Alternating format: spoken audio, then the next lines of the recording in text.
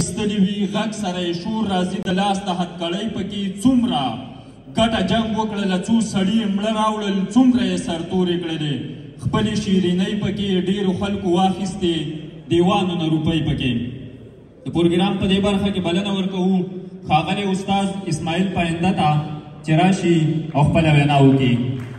استاد اسماعیل پاینده. مننه. ملګرو ویناوال ډېر کم پاتې دي، بیا د مشاعرې برخې ته ګرځو. له ویناوالو هم دا خواهش دی چې خپلې ویناوې لږ رامختصر کړي.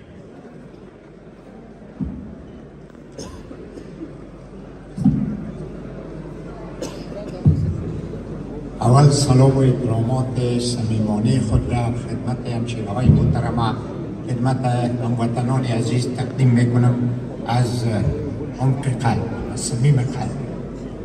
و دوم از تمام دوستایی که با کمک اوریاخیل صاحب، دیلک صاحب و دیگر دوستا همه که نامشان گرفته نمیتونم این مجلس ترتیب کردن که ما و شما امروز میتونیم که معلومات زیادی را به دست بیاریم. ابراز سپاسگزاری میکنیم و از تمام دوستان خواهش میکنم که برای تمام کسایی که ترتیب کننده از این مجلس هستند که زحمات بسیار زیادی را ضرورت داره برای ترتیب تو یک مجلس که ما این را کردیم سالها و از پیش شما خواهش میکنم که یک چکچک بسیار زیاد برای زمین دوستان هستند.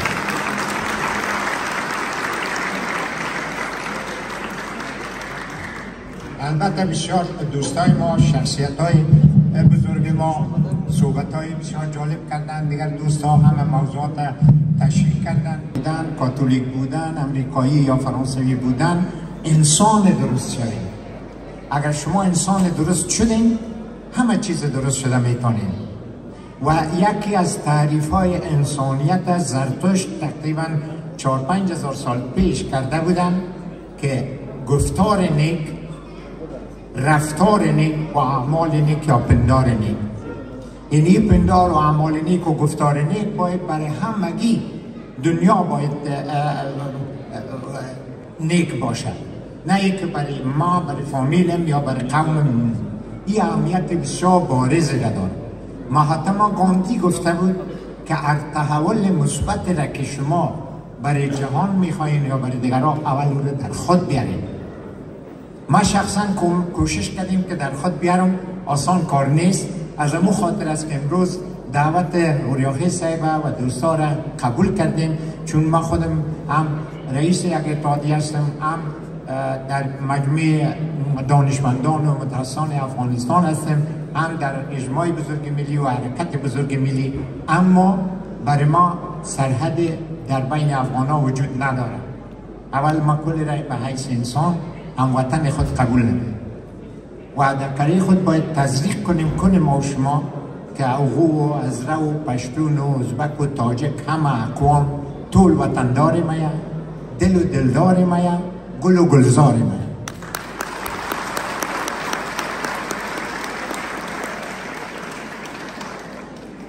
موضوع اساسی را که ما میبینیم که امروز با مناسبت از او این جشن دوستا ترتیب کردن، زحمت کشیدن، استقلال افغانستان است و تجلیل استقلال که در 1919 صورت گرفته.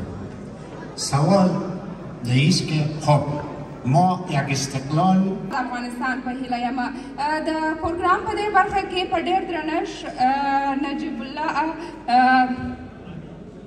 امین ته په ډېر درنښت بلنه ورکوم چې راسي خپل په خبرو باندې عزیز پروګرام باندې.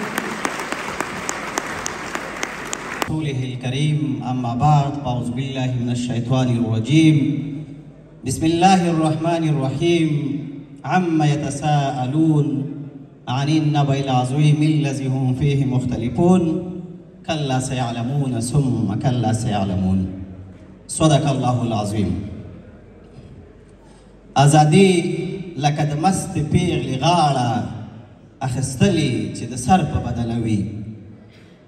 ډېرو درنو مشرانو، فرهنګي سیاسي شخصیتونو، کادرونو، د افغانستان هستیو ځوانانو، په تالار کې زما ډېرو عزتمندو خویندو ځوانانو کوچنیانو د بېلابېلو ولایتونو د بېلابېلو هیوادونو څخه ټولو راغلو میلمنو السلام علیکم ورحمت الله وبرکاته. د بلجیم میشتو افغانانو په استازیتوب ویاړم چې ستاسې په پروګرام کې یم. مخکې له دې چې زه ډېرې خبرې وکړم دا به تاسو ته ووایم چې ډېرې خبرې نه کوم، کومه وینا مې چې لیکلې له هغې تېرېږم. یوه خبره چې هغه ډېره زیاته مهمه ده هغه دا ده چې د اروپا په بېلابېلو هیوادونو کې افغانان تر نورو ملتونو ډېر پاتې یو. مړی مو په چندو دی، کلتوري پروګرامونه مو په نشي حساب دي، د مورنیو ژبو د زده کړې امکانات نه لرو، ښوونځي نه لرو، او د دې ترڅنګ په نورو برخو کې هم که موږ افغانان له ترکانو عربانو سره مقایسه کړو په نشي حساب یو. یو لامل بدبختانه زموږ په افغان ټولنه کې بې اتفاقي د خپلو مشرانو خپې وهل او د یو بل راپرځول دي.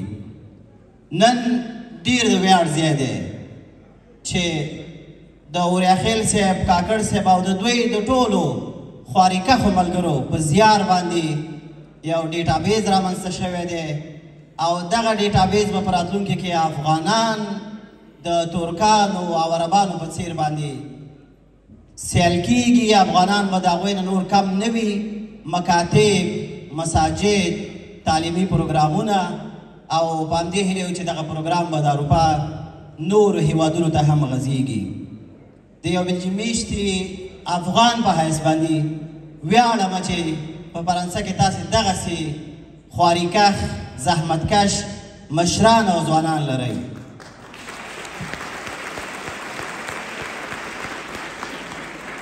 زه یوه غوښتنه له تاسې کوم چې د اوریاخیل صاحب، کاکړ صاحب د دوی د ملګرو او ټیم د دغه زحمتونو په خاطر باندې یو ښه چکچک وکړئ چې دوی لا تشویق شي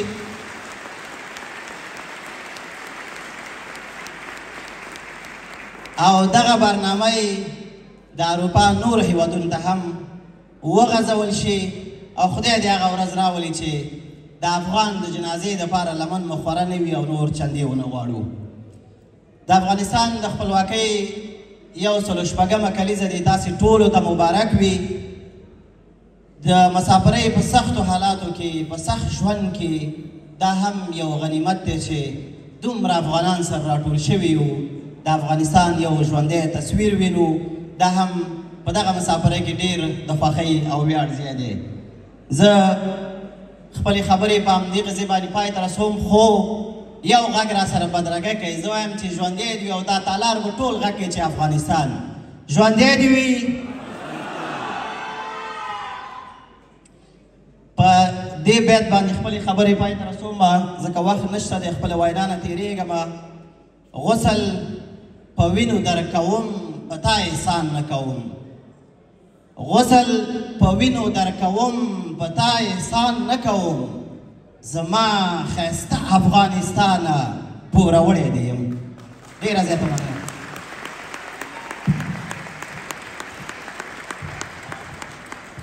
له حاجي صاحب نجیب الله څخه نړۍ مننه. باران دغه شعور نړنګ او صف د وطن خلک به هر طرف یو موږ یو په طرف د وطن په پردو دښتو مه ورېږئ بې جوهره څاڅکو په ملغلرو به مو واړوي صدف د وطن. قاري صاحب نورالحق نوري ته بلنه ورکوو چې راشي او خپله وینا وکړي. ستاسو د لاسونو په پړقا کې قاري صاحب نورالحق نوري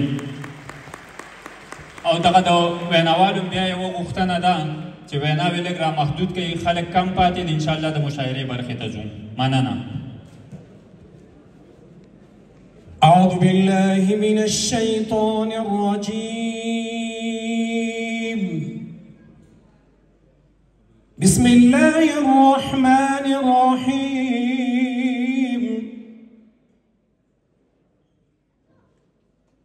لو أنزلنا هذا القرآن على جبل لرأيته خاشعا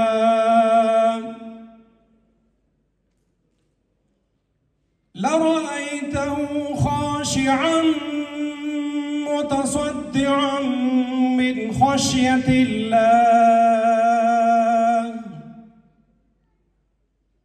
وتلك الأمثال نضربها للناس لعلهم يتفكرون صدق الله العظيم. ډیرو قدرمنو ګرانو هیوادوالو معززو استادانو بالخصوص هغه میلمانه چې له مختلفو کارونو د اروپا نه تشریف راوړی ده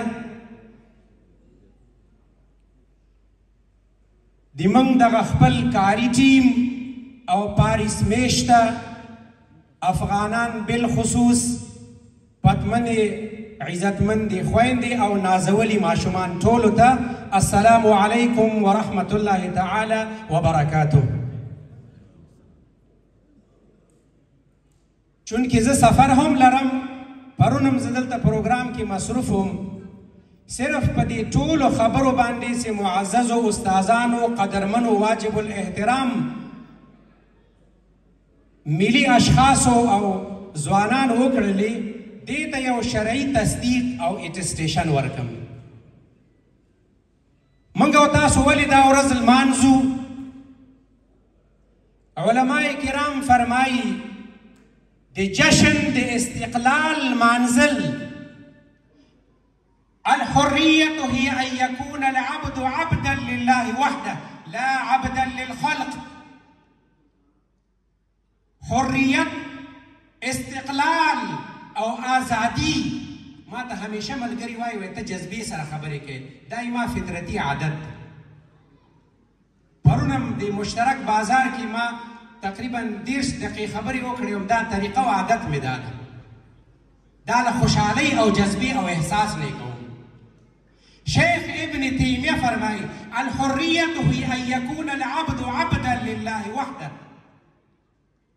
حريت استقلال او آزادی دا د انسان مقام لوړوي. صرف غلامی د الله مزه او قدر او مقام او منزله لري. علماء کرام فرمایي الاستقلال نعمة من نعم الله. استقلال او آزادی او حریت په خپلو پښو او مټو باندې ودرېدل. زه لنډ مثال در کوم زما معززو ما تلاوت ځکه وکړه تلاوتونه خو شوي وو چې تاسو خاموشي اختیار شي. وإذا قرئ القرآن فاستمعوا له وأنصتوا لعلكم ترحمون. نو علماء کرام فرمایي استقلال او خوشحالي باندې اظهار د محبت او دا ظاهرول د دې لمانځل دا لویو نعمتونو د الله نه یو نعمت.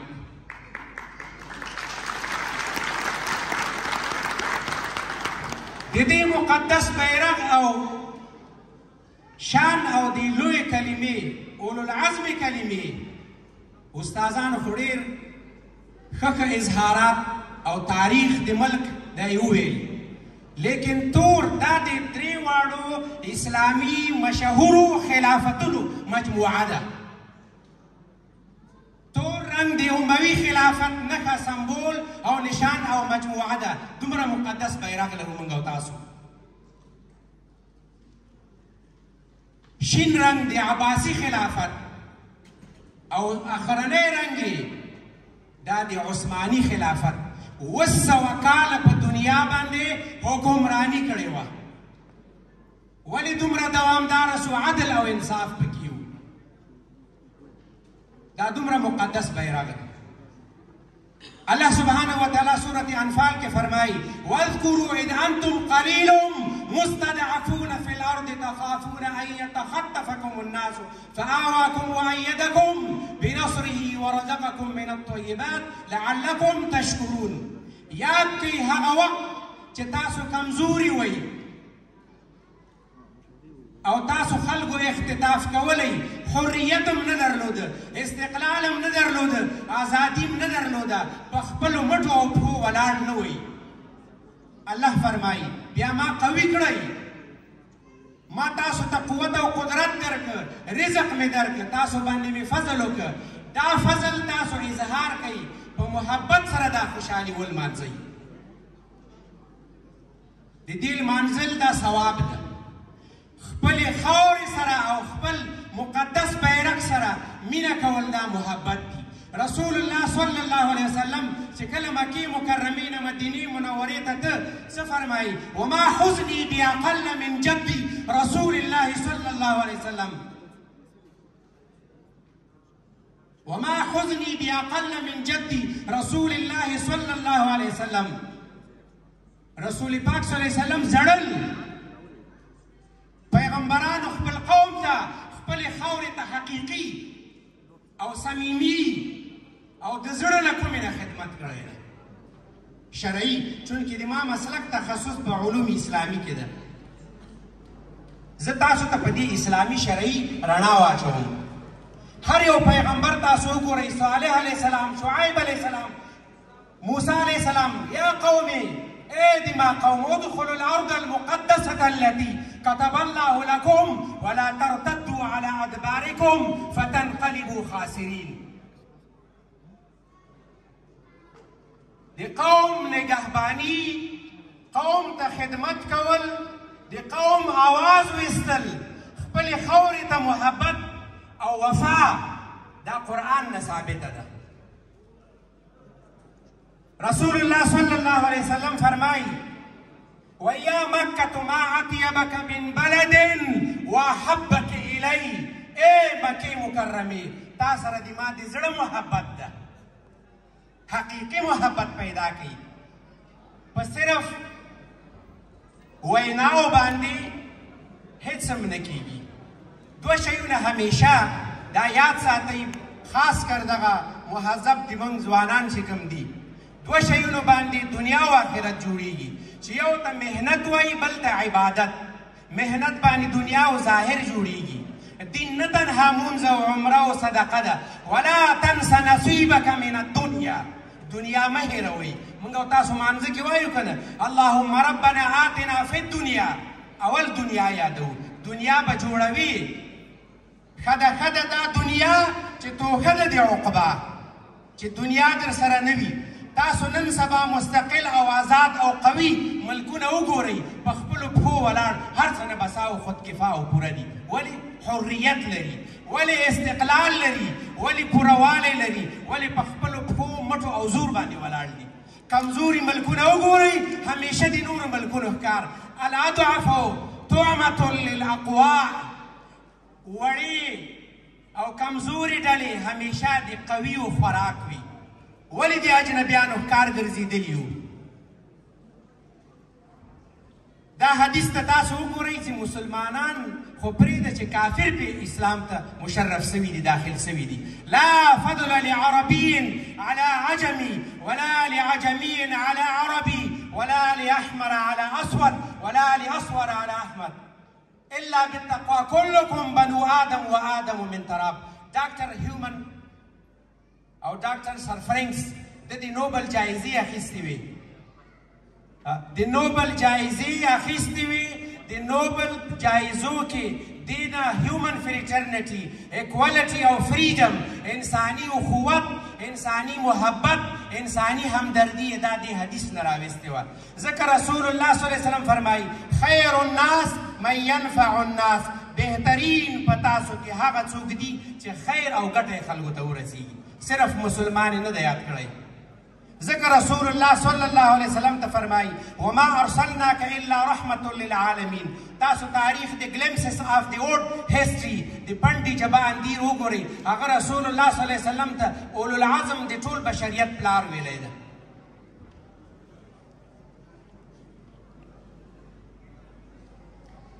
یو مورخ د مسیحي لوی تاریخ لیکلی ده، The 100 powerful men of the world. سل ابر قدرت ابرجسته او هغه مشهوري چهرې او هغه بارسوخه مشهور انسانان. دلته د ټولو پیغمبرانو نه د رسول الله صلی الله علیه وسلم نوم مخکې راوړي. ولې؟ د یو تمام اجتماعي معاشري آغاز او افتتاح دا رسول الله صلی الله علیه وسلم کړی و. تاسو د هغه په استرخان وګورئ، صهیب رومي، بلال حبشي، حضرت عمر فاروق رضی الله عنه او لوی لوی جلیل القدر صحابه دا په یو استرخان او په یو ځای راغونډ کړي وو. مطیع الله تراث صاحب به ویلي چې اسلام پکې اول مضمون وانخلي په یو نه خود به تش پښتون وانخلم. منګ او تاسو ته مهم شی دا اسلام بیان کړی ده. حضرت عمر فاروق به فرمایل انا نحن قوم اعزنا الله بالاسلام فلا نطلب العزه في غیره. منګ داسې یو قوم یو چې د موږ عزت او کرامت او مقام دا منحصر او موقوف او راتړلی رانغښتلی ده په دې اسلام کې. نو ځکه رسول الله صلی الله علیه وسلم ته الله پاک فرمایي که ته ټوله دنیا خرج کړي په دې خپل امت باندې په خپلو صحابو باندې دوی کې به ته اتحاد رانولې څو چې الله پاک ته رجوع ونه کړي.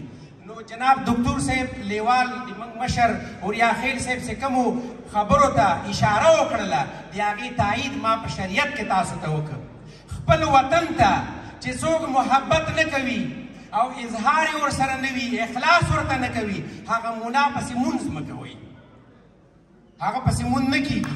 ځکه رسول الله صلی الله علیه وسلم رسول الله صلی الله علیه وسلم به مکې مکرمې ته کتل ویا مکة ما اطیبک من بلد واحبک الی. ای مکې تا سره د ما د زړه محبت ده سترګو نه یې اوښې تلې. بل ځای کې فرمایي ما سکنت غیرک که دا زه خلکو خپل قوم نه وی ویستی لولا ان قومک اخرجونی ما خرجت زه به وتی نه ومه. دومره محبت یو او دومره عزت او دومره صمیمیت.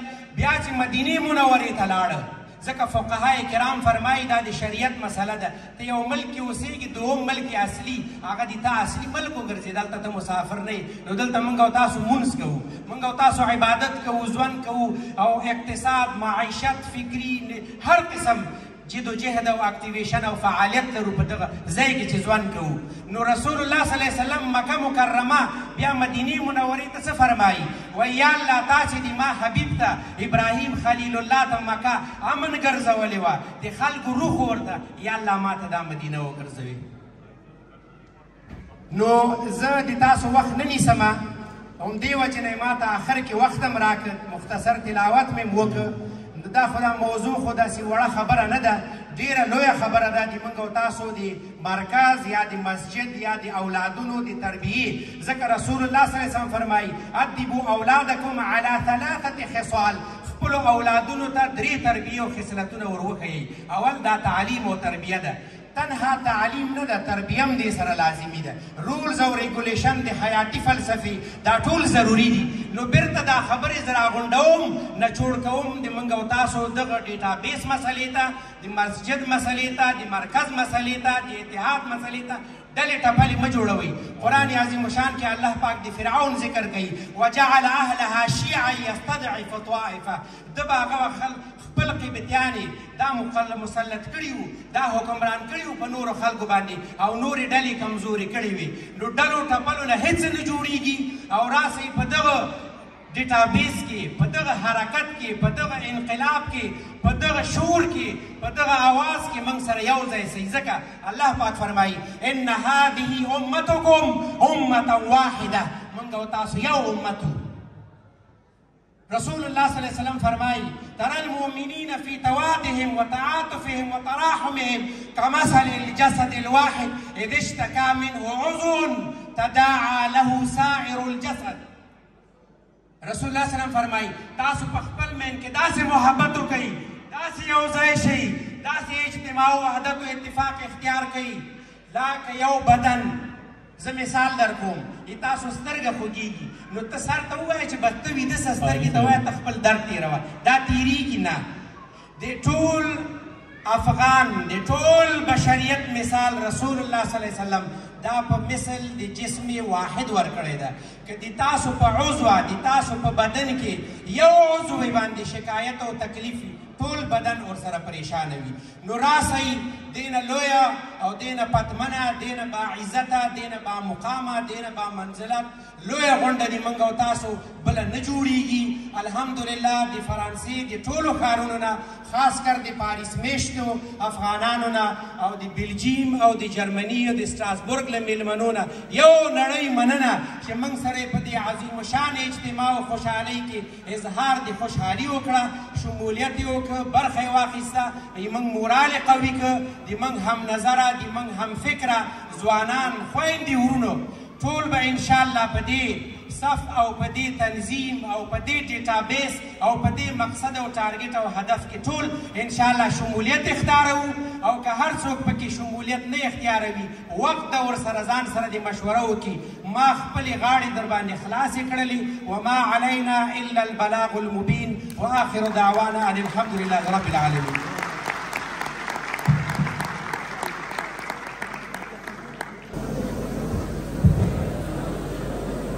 بسم الله الرحمن الرحیم په اول کې غواړم چې د ټولو دوستانو نه مننه وکړم چې دغه پروګرام ته راغی خو د ټولو نه مهم خپلو خویندو نه ډېره مننه کوم چې د دوی په حضور زموږ دغه نننی محفل ډېر ښایسته ښکاري ډېره مننه چې تاسو راغئ زه هم په خپل وار د خپلواکي 106مه کلیزه ټولو دوستانو افغانانو ته مبارکي وایم بېشکه چې دغه په تاریخ کې ځان یوه پیښه نه ده په حقیقت کې د غیرت د ملت د غیرت د مبارزې د قرباني ورځ ده دا په دې معنا چې ډېر خلک په دغه ورځ کې قرباني په دغه فرصت کې ورکړي تر څو چې موږ خپله ازادي ولرو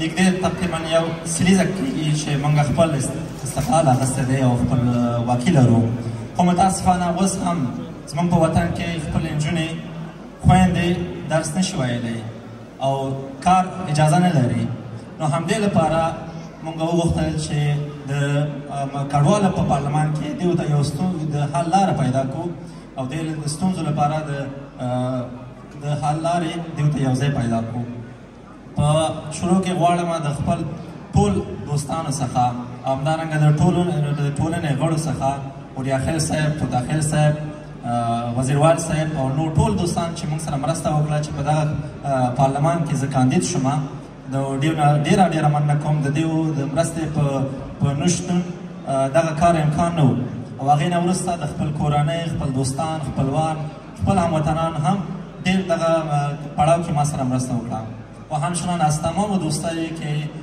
از صدای عزیزی که بر ما همکاری کردند که در قسمت ما در پارلمان مهاجرین کامیاب شوم بسیار تشکری خاص میکنم بدون همکاری از اونا این فرصت ما نداشتم که در پارلمان مهاجرین نماینده شما نماینده مردم افغانستان و نماینده مهاجرین در کشور فرانسه شوم په لنډه وایم چې د مهاجرینو پارلمان کې موږ څه کارونه باندې به یو ځای د ټولنې سره یو ځای همدارنګه نورو ټولنو سره به یو ځای کار کوو اصلي موخه مو د ځوانانو د زده کړې او همدارنګه هغه خویندې چې نشي کولی په افغانستان کې خپل زده کړې وکړي خپل کار وکړي د هغوی لپاره د ستونزو او هغه کوم ستونزې چې لري د هغوی لپاره د حل لارې لپاره موږ به ورسره کار کوو همدارنګه ډېره مننه کوم چې ټولنې ما له وخت راکړو چې د هغوی سره یو ځای کار وکړو او تر څو هغه کسان چې غواړي دلته خپله په فرانسه کې خپل زده کړې مخکې ویسي او هغه دوستان چې افغانستان کې دي هلته نشي کولی خپل کار او زده کړو ته ادامه ورکړي هغوی ته یو حل لاره پیدا کړو تر څو چې دلته راشي دلته یا نورو اروپایي هېوادونو ته لاړ شي او خپل زده کړې وکړي نو ډېر وخت نه نیسم بیا هم د ټولو دوستانو نه مننه بیا هم دغه خپلواکي ورځ ټولو دوستانو ته مبارک وي ژوندی دې وي افغانستان زنده باد افغانستان بیا هم ډېره مننه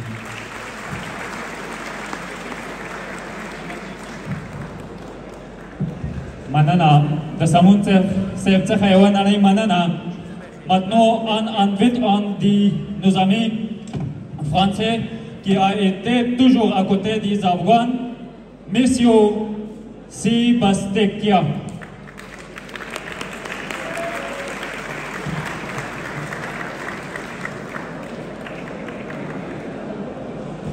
ملګرو حوصله به نه تنګو فقط یو ویناوال پاتې دی او د هغې نه وروسته بیا د مشاعرې برخې ته ګرځو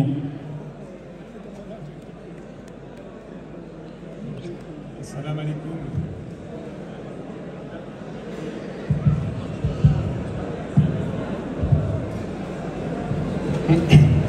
Alors je vais essayer de parler en pashto. Je vous prie d'abord de m'excuser si je prononce mal quelques mots. Salamona Tolota. Zaziat Abad, Hao Etiram Sarastaso Ma ta odregum. Zakatche, Zapan Afghan Watan, Kenayam, Peida Shoe, Rose Mazra da Afghanistan, Ao da Afghanano Sarah Lagigi.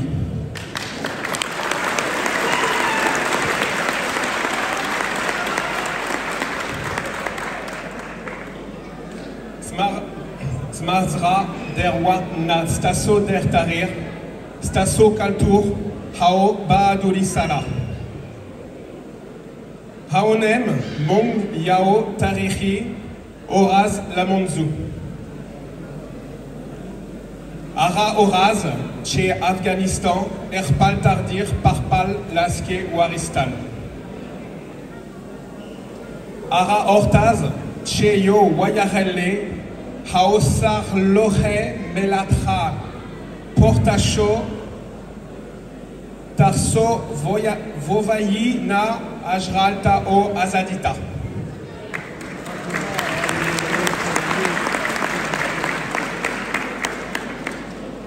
Azadi Yoshan Lavznade. Da Divinitoy Shoui, Kurbani Aod Jarade. Chodaham Homed, Namus Aode Watam Minada. Namzatolo Aro Halkota, Etiram Laham, Chede Watam Labaha, Yemo Beredza, Okrat Shepa, Rara Odrigi. Haoza Erpalwaki, Atal Bacha Hamanula Khan.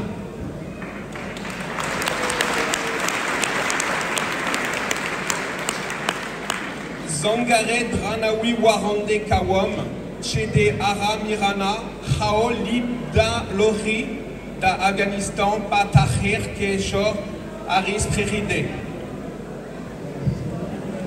Zmavina Afghanistan Nede, Ro Pazra Stasoda Nigdi Eisais Kaum. Zeftachach Kaum chez Staso Sarayem, Haoza Parpalza, Stars Bande, Staso Rochali, Haopa Zama Video, Gano, Kenor, Ham, Hawan Kram. Zindabad, Afghanistan.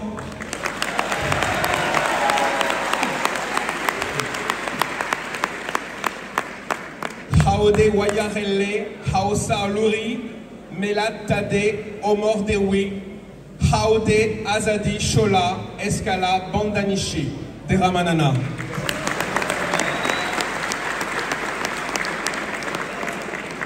Et là, je vais continuer en français. Je voulais remercier l'association Solidarité des Afghans à Paris, qui a toujours célébré les journées nationales et historiques de l'Afghanistan, dans le but de renforcer l'unité et de faire perdurer la culture, même loin d'Afghanistan, ici en France. Je suis avec attention leur activité et je suis convaincu que leurs efforts méritent véritablement d'être salués. J'invite tous les Afghans à se tenir aux côtés de cette association et ensemble à renforcer davantage l'unité des Afghans ainsi que la préservation de nos valeurs culturelles. Beramanana.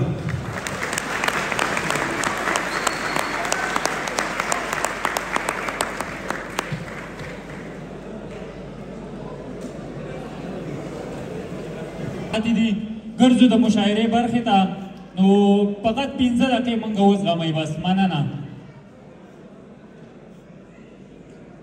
ډېره زیاته مننه کوم د ښاغلي سبستیان صاحب څخه وایي که پښتون او که تاجک او که ترکمن یې که ازبک او هزاره د دې وطن یې دشمن غواړي چې له ما نه تا جلا کړي پام وکړه ته ازاد دې بدن یې د خپرونې په دې برخه کې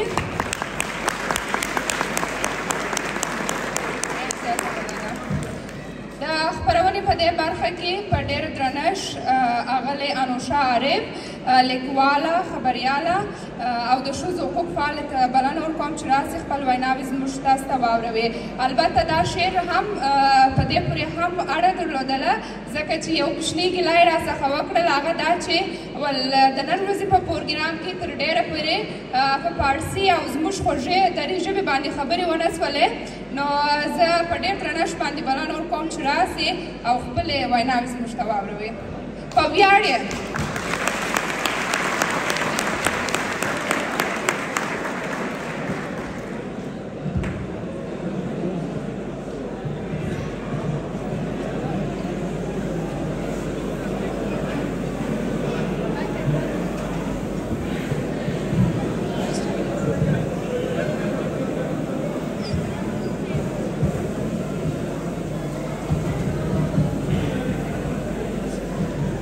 عرض ادب و احترام دارم خدمت همه بزرگان و دوستانی که در این مجلس با شکوه حضور دارند.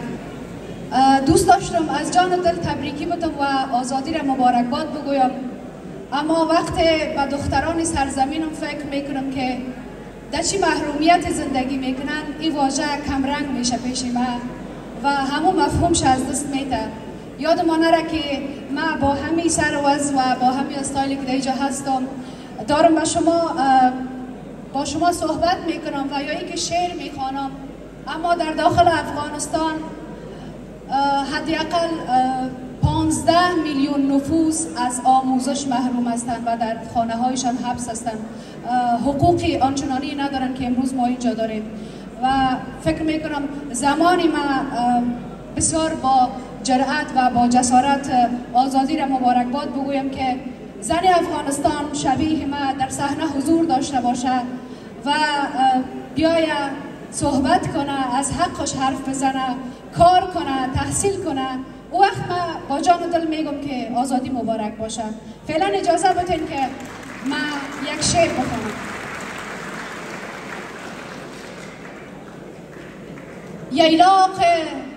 ییلاق سبز شهر شما هم غریبه شد، اندوه دختران شما هم کتیبه شد. آیا که اسب‌های رهامویتان چه شد؟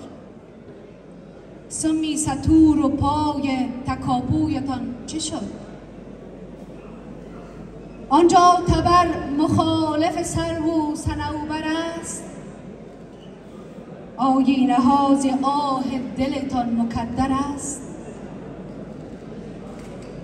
خصمی کلان مور و ملخ بذر شبدر است، گلهای سرخ باغ شما بین مجمر است. یوسف به کاروان شما مرده جا شده، یعقوب ذهناتان چقدر پربلا شده. در دشت در سکوت سیاهی سپید شد، هر موی مانده از رگ ما ناامید شد. غربت به شانه های امیدت نشسته است، غربت به شانه های امیدت نشسته است. چینی خاطرات تو هم شکسته است. ما را خراب کرد زمینی که خانه نیست، ما را خراب کرد زمینی که خانه نیست. باغ و بهار هست ولی آشیانه نیست. روی لبان خسته و خشکم ترانه نیست، حتی هوای یک غزلی عاشقانه نیست. در من جهانی بی وطنی جا نمی شود، در من جهانی بی وطنی جا نمی شود. حس می کنم دوباره که فردا نمی شود، حس می کنم به آخر این خط رسیدم. در شیر جا نمی شود آن غم که دیدم. سپاس و یک غزل دیگه به کابل می خوانم و از حضورتان مرخص می شم. خدا کنه که مورد توجهتان قرار بگیرم.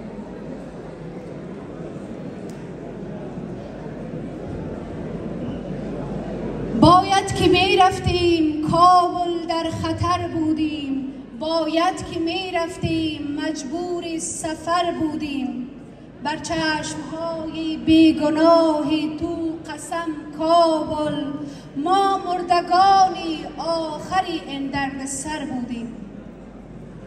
ما پیش بینی مرگ خود بودیم هر لحظه، از روز مرگی تو ولیکن بیخبر بودیم. گم شد تمامی آرزوها در بساط جنگ، تا چشم وا کردیم در شهری دگر بودیم. با آنکه خوشبینیم و میخندیم و میگردیم، در کاروانی بی وطنها بیشتر بودیم. 3 سال پرواز و سفر به هیچ